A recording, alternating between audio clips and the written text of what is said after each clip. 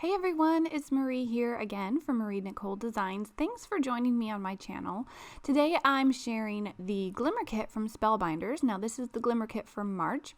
I also have the small die of the month kit, and I'm going to show you that as well because I'll be doing some projects with that in the future, and I'm going to be using one of the dies from that set on my card today. So here's the Glimmer kit for March. You get these eggs, which are so pretty. You can go ahead and glimmer each of these, and then you have coordinating dies that you can cut them out. You also have different sentiment pieces here that you can glimmer, and you have that little banner die that you can cut those sentiments out with. Now, the largest egg here will cut out all of the eggs. They're all the same size. So you're left with these two other little dies that you can cut out additional eggs if you want to layer them on a card. So that's the Glimmer kit. I'm going to show you the small die kit as well. This one's super cute. I think these both go together really well. So if you subscribe to both of these kits, you can mix and match them. Or if you decide that you want to add on this kit this month, they both go together really well. And like I said, I'm going to be doing a video on the small die kit as well, just featuring this one. But I wanted to show you the dies here up front. You have these little sentiments that says what's up. You have the bunnies and that large egg, which actually cuts out a frame, but you can use the inside piece as well. And then you have some leaves and some flowers. And so this kit goes really well with the Glimmer kit. It's all a spring Easter kind of theme, so I thought it was fun to play with. So I picked out some pastel colors of the new Crackle Mousse from Nuvo. Now, like I mentioned, this is new. If you've ever played with their embellishment mousse, it's kind of the same concept, only it's very much different. So I'll let you know what this does. I'm applying it with a brush. You do want to make sure you get a nice even application. And once this dries, you're going to let it air dry. You can't hit it with your heat tool or that will interrupt the crackling phase. But it will crackle as it dries, and I think it's really fun, really unique. And if you put it on really thick, you're going to get really big cracks. If you put it on thinner, like I'm doing here, you're going to get smaller little crackles. And I'm doing thin because it does take a little bit for this to dry. You have to let it air dry. So I'm doing a thin application of my colors here.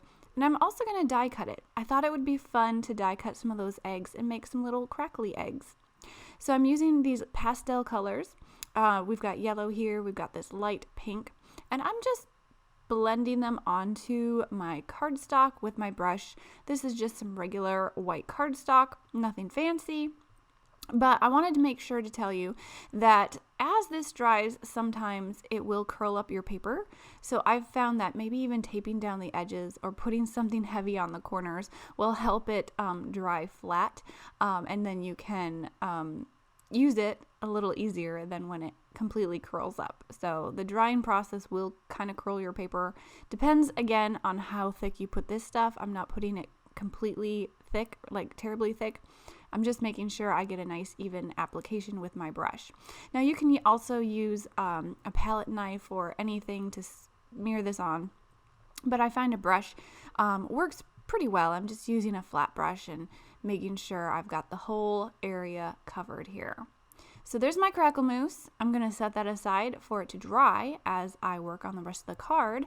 Just cleaned up my area with some baby wipes and I'm good to go.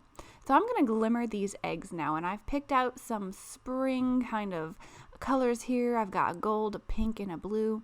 And I'm going to cut my foil down and just get my eggs foiled. So I have my Glimmer machine heating up here. You can see the red light is on, and that means it's in the process of heating up. So as it's heating up, I'm getting my eggs ready, I'm getting my foil ready, I'm getting all of my things ready so I can get glimmering as soon as that Glimmer platform is hot. I like to kind of tape down my Glimmer plates with some washi tape or some purple tape here. That just keeps it in place so that I can go ahead and glimmer it without worrying about them shifting around and not glimmering on the foil. And since I am going to die cut these as well, I'm trying to leave a little bit of space between each one so that I can go back and die cut them with that coordinating die. Now you can see that my light on the Glimmer machine is solid green. That means my platform is heated up, ready to put my Glimmer plates on. Once I have them on, I'm going to push that button and that second green light is going to start blinking. While it's blinking, it's letting you know it's heating up those Glimmer plates, and then when it's solid green, like it is now, you can pop out your platform, run it through your die cutting machine, and it's going to press those hot plates into your foil and into your paper. And it's kind of like stamping the foil into your paper. But it's also going to leave a little bit of a indent or a deboss as well as the foil. So it ends up being a really beautiful foil. If you've never used the Glimmer machine, I love it. Once I've started thinking of it as stamping with foil, there's a lot of different things you can do. You can do masking, you can foil over different things like ink blending, even over some different mediums. So it's a lot of fun to play around with. Once you pull it off your Glimmer platform, make sure that you are careful because these plates do get hot. So I'm using this magnet tweezers to just pull them off. And then I'm going to peel away that foil. And this is always my favorite part because it's so pretty. And I'm going to reveal these foiled eggs. So like I mentioned, you could go back and do some watercoloring over these. You could do some ink blending. You could do your mediums first and then foil over it. A lot of different ways you can color. I've gone ahead and just foiled out a ton of these eggs. I like to have extra pieces on hand so that I can grab them quickly and put them on different projects as I'm creating. And I'm going to go ahead and make my background now. So I'm going to take some of this light pink cardstock. I'm also taking some white pigment ink, and I'm carefully making some really light stripes on my background. I think when it comes to Easter eggs, stripes, polka dots, chevron or zigzag, whatever you want to say, all of those patterns just kind of scream Easter, spring, eggs. So I wanted to find something to do some stripes on my background. I didn't want it to be completely loud and competing with the rest of my eggs. So I'm doing a muted stripe on this pink background with some white pigment ink. I'm just carefully smearing some of this pigment ink into my stencil. I'm using a piece of blue cardstock here so that as my fingers get inky, I don't make smudges on my background that I worked so hard to create. And then once I've got it all inked up, I'm going to peel off that stencil and reveal my beautiful striped background. I love how this turned out. I love those stripes that are really pretty, but they're not in your face. So they're not going to compete too much with the eggs that I'm going to layer over the top. So coming back to our crackle paste, here it is all dried out. You can see those tiny little crackles in there. Like I mentioned, if you put it on thicker, you're going to get really big cracks. But if you put it on thinner, like I did here, you're going to get these little crackles. And I thought that would be really cute as I die cut some more eggs. And I love that it's spring pastel colors already.